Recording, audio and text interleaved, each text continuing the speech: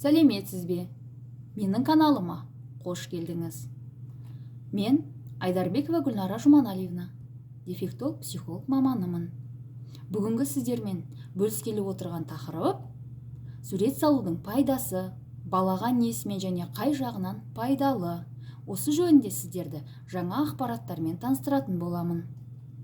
Сурет салу барлық балалар үшін өте пайдалы. Сурет салу тек қарандашпен, қылқаламмен, қағазға немесе қатты қағазға салу міндетті емес. Сурет қарда, құмда, асфальтте салуға болады. Сонымен бірге саусақпен, алақанмен, таяқшамен, матамен сурет салу өте пайдалы. Сурет салу қолдың, саусақтың моторикасын жақсы дамытады. Сурет салу ойлауды, сөйлеуді, көруді және мидың екі жарты шарларын, яғни мидың екі бөлігін дамытады. Сурет салу кезінде мидың екі жарты шарлары да қатысады. Ондағы нейрондық байланыстар белсенді түрде пайда болады.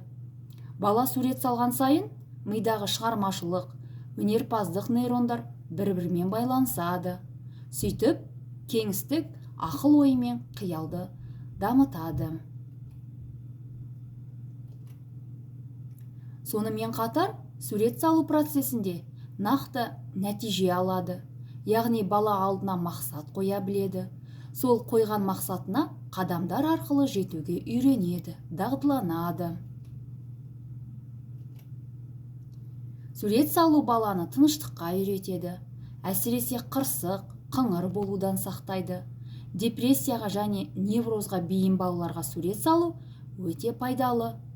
Соның ішінде кескіндеме арқылы балалар қоршаған әлемді шығармашылық тұрғыдан түсінуге үйретеді. Және әр адамның өзінің шындықты қабылдауы, объектілер мен құбылыстарды өзіндік көзқарасы бар екенін түсінеді. Бұл көрсетіліп отырған суреттер менің шәкірттерімнің жасаған жұмыстары. Назар қойып тыңдағандарыңызға рахмет.